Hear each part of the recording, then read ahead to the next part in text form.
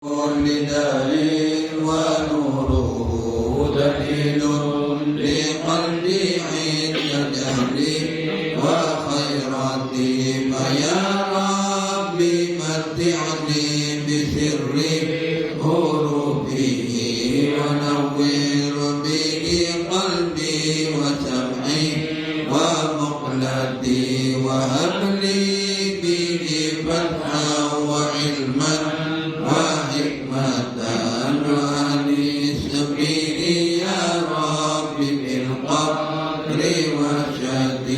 وصلي وسلم كل يوم وليلة على من به الرحمن يقبل دعوتي وآلي وأصحاب الكرام أئمتي بهم يغفر الغفار ذنبي وذلتي يا ويل يا أحد يا صمد يا فرد يا وتر اللهم افتح قلوبنا بذكرك وأتمم نعمتك علينا بفضلك واجعلنا من عبادك الصالحين اللهم ثبت جناني وأدر الحق على لساني وافتح علي وعلى الحاضرين فتوح العارفين.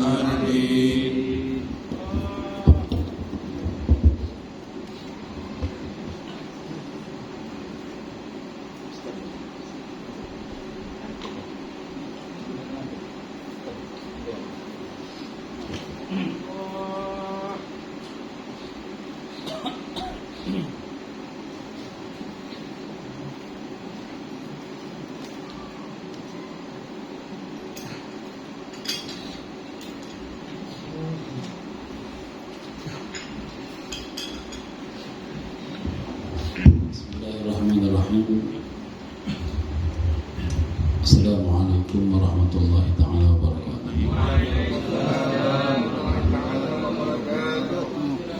Bismillahirrahmanirrahim. Radiyallahu ankum wa ta'ala amrakum fi kamali sahal afiyah. Al-mu'allif rahimahullah ta'ala wa nafa'ana bihi wa bi ulumihi wa barakatihi fi darain amin ya rabbal alamin.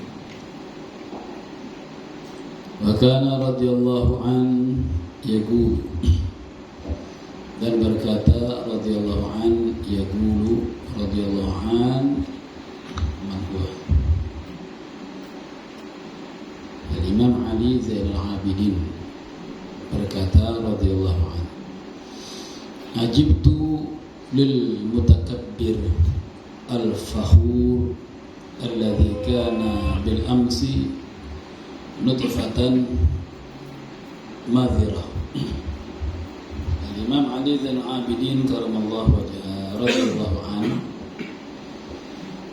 Siddiq Imam Ali karamallahu wajhah, beliau berkata, ajibtu lil mutakabbir, saya heran, lil mutakabbir, bagi orang yang sombong,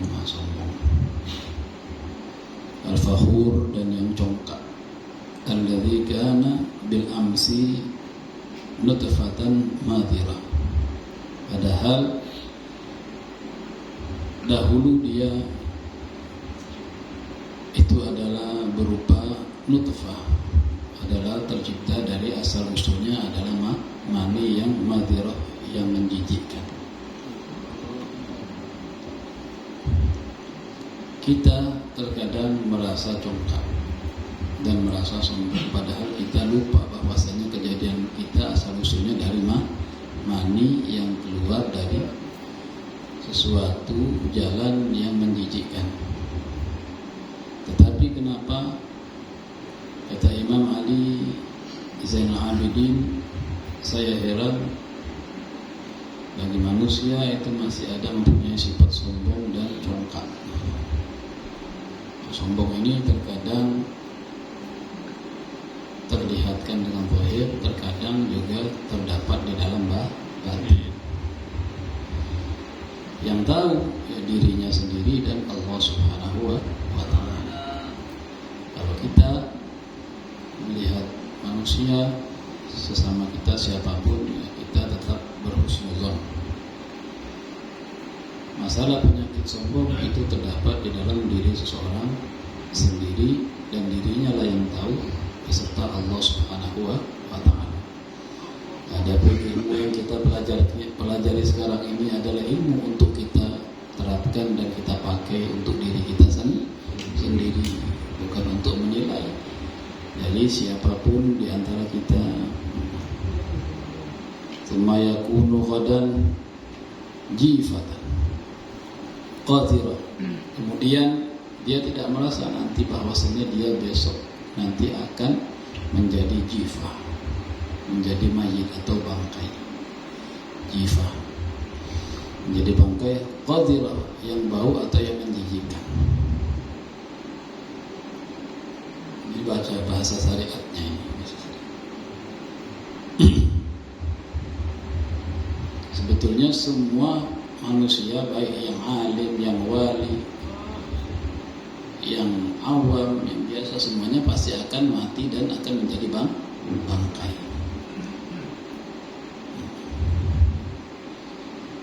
Tetapi di sini ada orang yang hidup. Kata Imam Al-Haddad di dalam Risalah Mu'awana, ada orang yang hidup tapi pada hakikatnya dia mati. Ada orang yang mati pada hakikatnya dia hidup. Orang yang hidup pada hakikatnya dia mati, ya hatinya itu mati, tidak tersambung dengan Allah Subhanahu wa Ta'ala, dan hatinya mati tidak tersambung dengan junjungan Nabi Muhammad SAW. Padahal batang tubuhnya, zahirnya dia hidup. Masya Allah, ini mengerikan sekali. Adapun orang yang sudah mati tetapi dia hidup, bahkan bisa menghidupkan orang yang hidup, yaitu para wali-wali Allah Subhanahu wa Ta'ala dan orang arif billah yang batang tubuhnya mati tapi hatinya hidup.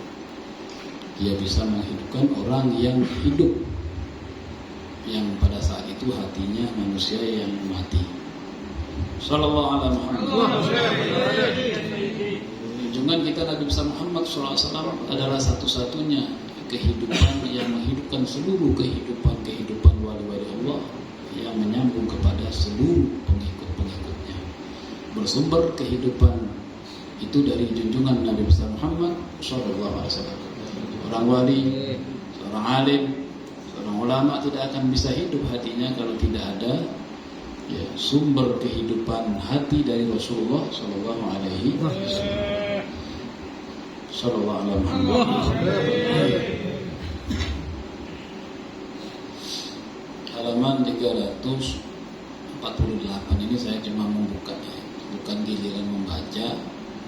Biasanya ada giliran membaca setiap pertemuan usbu'iyah, majelis usbu'iyah setiap malam Rabu. Ada giliran membaca kitab Minhajus Sawi, Taqrirus Sadidah, dan Syarah Ratibul Haddad. Al-Fagir bukan giliran, tapi ya, kalau bukan giliran berarti ke halaman berapapun mau membaca bebas. Kalau giliran harus mengikuti aturan. Tapi giliran maupun tidak, halaman berapapun yang ikut urutan ataupun halaman berapapun yang tidak ikut urutan, yang penting kita ambil isinya. Isinya bagus, manfaat untuk kita amalkan sendiri-sendiri masing-masing, insyaallah bermanfaat. Wajibtu kulla ajabi liman syakka fillah. Dan aku heran sekali daripada sesuatu hal apa saja yang menjadi keherananku. Yang paling heran adalah liman, bagi seorang syaka fillah, orang yang tidak takut kepada Allah. Kalau heran kepada orang yang sombong mungkin ya biasa saja. Tetapi ini yang paling diherani oleh Al-Imam Ali Zainul Abidin adalah manusia liman syaka fillah, orang yang tidak takut kepada Allah. Ini pun juga terdapat di dalam diri kita masing-masing, ada dalam hati kita masing-masing. Kita tidak tahu apakah di antara kita atau kita sendiri yang takut atau tidak kepada Allah. Kita sendiri yang tahu. Maka dari itu ya kita perlu mendekatkan diri kita untuk bisa takut kepada Allah bersama dengan orang-orang yang takut kepada Allah. Kun aliman kun ma'allah, kata Rasulullah SAW dalam hadisnya, kun ma'allah. Fa in lam takun kun ma'aman kana ma'allah fa innahu yusiluka. Jadilah engkau orang yang selalu hatimu ingat kepada Allah. Kalau hati selalu bersama kepada Allah, nanti salah penafsirannya. Hati saya bersama Allah, kalau bersama itu ya berarti ada tempat, ada arahnya. Kalau selalu mengingat Allah, mengingat hati itu memang betul-betul harus mengingat Allah. Jika engkau tidak bisa menjadi orang yang hati yang selalu ingat kepada Allah, pun ma'amankan nama Allah, ya datangilah, carilah orang yang hatinya ingat kepada Allah. Nanti dapat setruman sehingga engkau pun nanti bisa terbawa. Yusiluka, akan menyampaikan engkau kepada ingat kepada Allah. Sallallahu alaihi wasallam. Kemudian kita hadir ke majelis ilmu bukan melihat siapa yang membaca, tapi lihatlah kitab itu. Karena kitab ini adalah orang-orang yang faqih, orang yang arif billah, yang apabila dibaca kitabnya, walaupun yang membacanya seperti kita orang yang awam, itu akan menyebar rahasia sir, nur, barokah daripada kitab itu kepada hati-hati kita yang hadir. Amin Allahumma amin.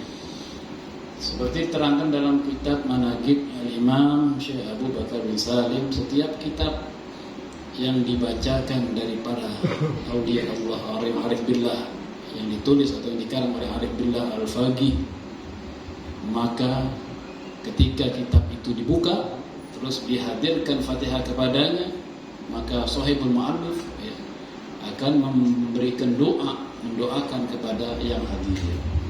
Secara tidak langsung kitab yang dibaca itu akan mengeluarkan rahasia nur, ilmu, dan rahasia-rahasia yang lain yang kita tidak tahu, yang Allah Ta'ala akan berikan kepada kita yang hadir di majelis ilmu. Amin Allahumma amin. Azza wa jalla wa huwa yara khalqahu wa ayatihi. Orang yang lupa kepada Allah Ta'ala, tidak takut kepada Allah Ta'ala, wa huwa, dia itu adalah yara, melihat, khalqullah, khalqahu, ciptaan-ciptaan, ayat ciptaan-ciptaan Allah, wa ayatihi, dan tanda-tanda kebesaran Allah. Ayat kauniyah itu adalah ciptaan Allah, ayat tanziliyah itu adalah Al-Quran. Padahal dia melihat ayat kauniyah, tanda-tanda kebesaran Allah yang ada di alam dunia ini. Dia melihat adanya pohon, adanya langit, adanya bumi, adanya makhluk sehat, sakit, ya, terciptanya adanya gunung. Ini kalau dia nazar, dia tafakur, dia pasti akan bertanya-tanya, ini langit kalau tidak ada yang buat, ya, tidak mungkin langit itu ada sendiri. Ini pasti ada yang membuat. Ketika dia mendengar saudaranya atau tetangganya yang meninggal dunia, dia ingat ini mati, pasti sudah ada ketentuannya, siapa yang menentukan mati. Pasti ada ingatkanlah kepada Allah Subhanahu wa Ta'ala. Kalau dia benar-benar tafakur atas ayat kauniyah, tanda-tanda kejadian ciptaan Allah Subhanahu wa Ta'ala. Itu yang dinamakan dengan ayat kauniyah. Apalagi dia mentadabburi ayat tanzilah, yaitu mentadabburi atau mentafakuri ayat-ayat yang diturunkan oleh Allah Ta'ala di dalam Al-Quran. Tentunya kalau kita orang awam, ya tidak mungkin kita mau mentadabburi Al-Quran. Ya, paling tidak kita harus hadir ke majelis-majelis ilmu supaya mendapatkan keterangan-keterangan, penjelasan-penjelasan dari para alim ulama tentang ayat-ayat Al-Quran dan hadis. Wajib tu liman angkara nasy'atal akhirah. Dan Al-Imam Ali Zainal Abidin pun juga merasa heran liman angkara, mereka bagi orang yang mengingkari kehidupan akhirat, tidak percaya dengan adanya kehidupan akhirat atau kurangnya yakin kepada kehidupan akhirat, seperti kehidupan dalam kubur, seperti siksa kubur. Cobalah ketika kita berzikir la ilaha illallah, ingat nanti kita itu akan masuk ke dalam kubur. Ingat bahwasanya ada kehidupan di dalam tanah, di dalam kubur. Ada siksa, ada nikmat. Tetapi Imam Ali Zainal Abidin mengatakan heran bagi orang yang hatinya lalai. Kalau ingkar ini kan tidak, orang kan percaya semuanya ada siksa kubur, ada akhirat, tapi percayanya di mulut saja. Percayanya di lisan saja, maka dia termasuk orang yang munafik. Tetapi di sini lebih kuat maknanya, itu adalah al-inkar, itu adalah orang yang tidak ingat kepada kehidupan akhirat, lupa adanya siksa kubur, adanya hisab, adanya pertanggungan jawab, adanya nikmat, adanya siksa, adanya timbangan, sehingga dia sekedar menyandang Islam, menyandang sebagai orang Islam, tetapi ya perbuatannya tidak menunjukkan ya ingatnya kepada akhirat, balasan di akhirat, sehingga merajalela yang namanya kezaliman, kemaksiatan, pendustaan, penipuan, dan termasuk yang korupsi, segalanya yang lain-lain. Karena dia tidak mengingat akan kehidupan akhirat, seakan-akan dia hanya merasakan hidup yang ada di dunia ini saja, akhirat dia tidak ingat. Masya Allah. Ini adalah pelajaran untuk kita amalkan sendiri. Wa huwa yara nasy'atal ula, bahwasanya dia melihat kehidupan sebelumnya, yaitu kehidupan yang ada di dunia ini, menunjukkan bahwasanya di akhirat juga akan ada kehidupan. Kalau di dunia ada kehidupan, ada yang sakit, ada yang hidup, ada yang mati, di akhirat pun juga nanti akan ada kehidupan. Wajibtu liman amilat daril fana wa taraka daril baqa. Dan saya heran bagi orang liman amilat daril fana, yang berusaha keras beramal atau bekerja untuk memenuhi kebutuhan dunianya, yaitu darul fana. Banyak orang yang bekerja keras, ya peras keringat, banting tulang, mati-matian, tidak kenal lelah, tidak kenal waktu untuk mencari untuk mencari kehidupan, untuk mencari kenikmatan dunia. Wa taraka darul baqa, tetapi dia meninggalkan amal-amal untuk peninggalan bekal besok dia kembali ke alam bawah. Dia hanya sibuk bekerja. Boleh juga, karena kita bekerja itu hukumnya wajib mencari nafkah.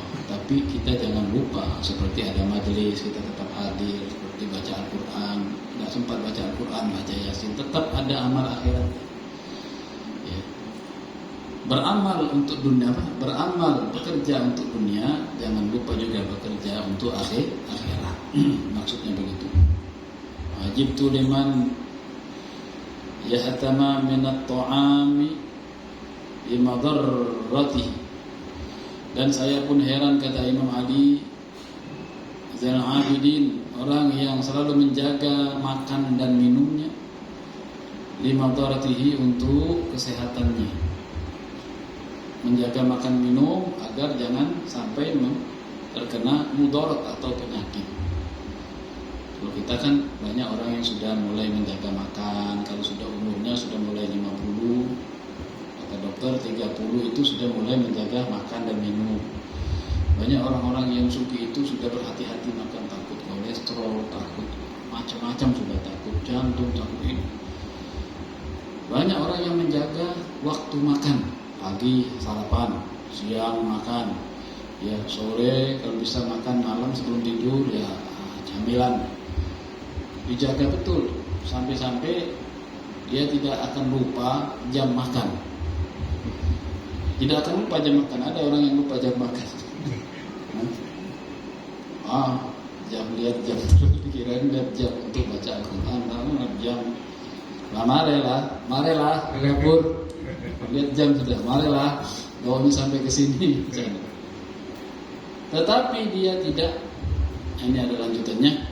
Orang yang sering memperhatikan makan dan minum daripada kemudorotan kalau dia tidak memperhatikan makan dan minum, kemudorotan atau kemelaratan baginya. Kaifa la yahtam min adz-dzambi bima arratihi. Bagaimana dia la yahtam, kok bisa la yahtam tidak menjaga min adz-dzambi daripada perbuatan dosa atau maksiatnya, bima arratihi yang akan membinasakannya, yang akan merugikannya.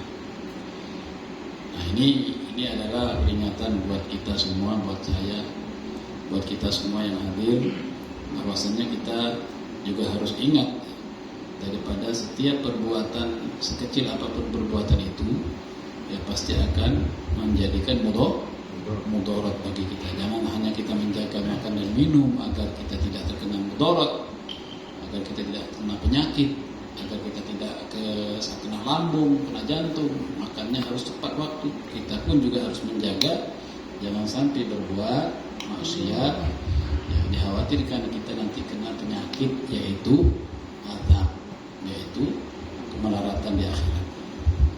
Insyaallah. Qala radhiyallahu anhu innallaha khabba'a thalathan fi thalathin.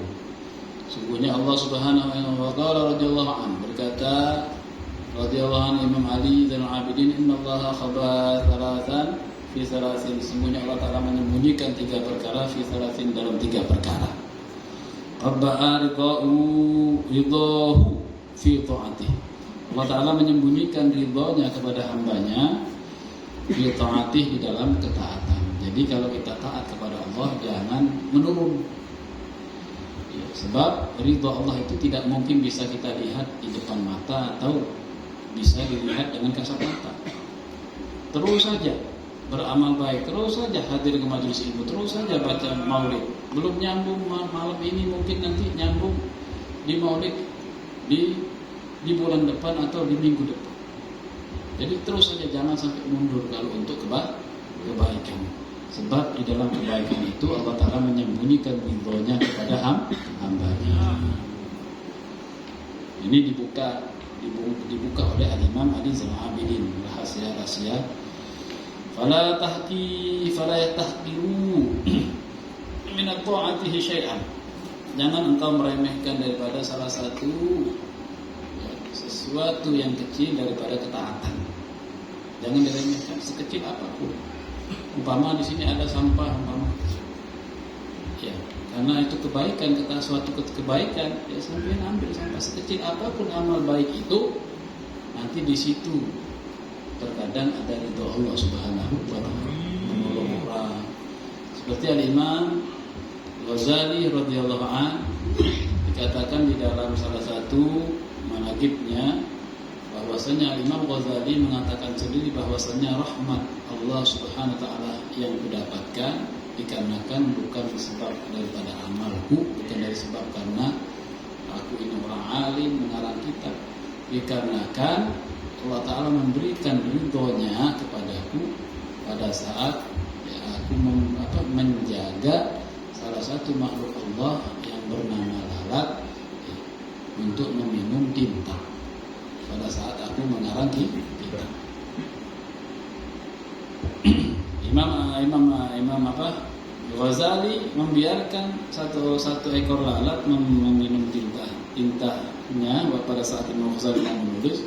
Imam Ghazali membiarkan agar lalat itu kenyang, tidak diusir oleh Imam Ghazali tersebut. Maka Imam Ghazali mengatakan, aku mendapatkan ridho dan rahmat Allah dengan sebab lalat tadi, bukan daripada amal.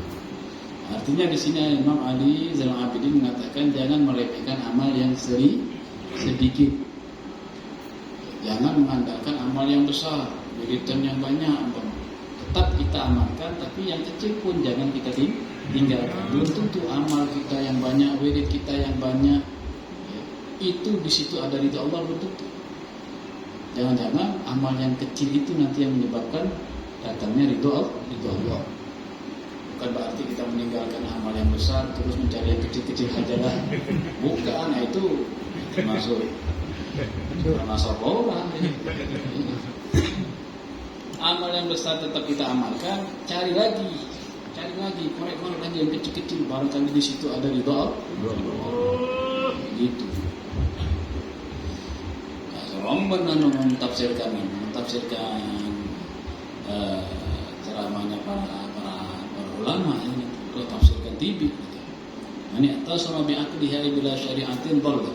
Siapa yang mentafsirkan akal-akalan dengan akal yang sendiri, bila syariatin tanpa mengikuti syariat, fahuwa dhalla, maka dia akan pasti tersesat jalannya.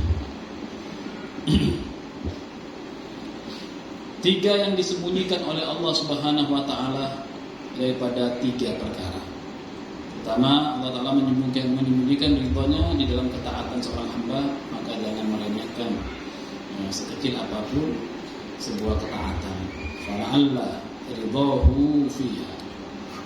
Kemungkinan ridha Allah Taala ada di dalam ketaatan yang kecil itu. Khabba'a syakhatahu fi ma'siyatihi. Kemudian Allah Ta'ala menyembunyikan sakhat, azabnya, marahannya atau azabnya fi ma'siyatihi, di dalam kemaksiatan. Allah Ta'ala menyembunyikan azabnya di dalam kemaksiatan seorang hamba.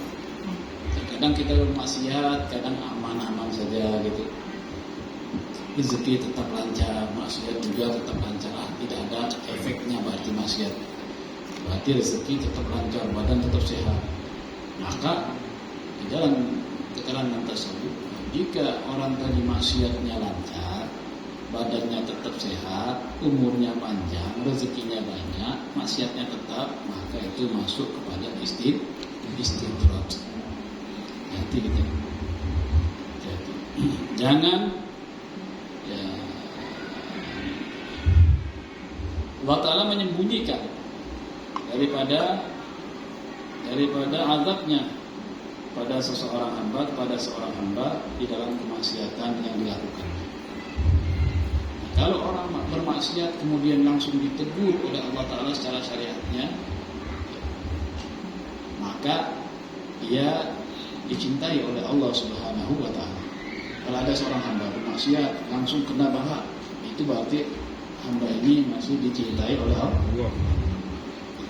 Imam Ali karamallahu wajhah dalam satu fatwanya mengatakan, jika Allah Subhanahu wa Ta'ala sudah tidak senang lagi kepada seorang hamba, maka dimudahkannya jalan untuk melakukan keharaman.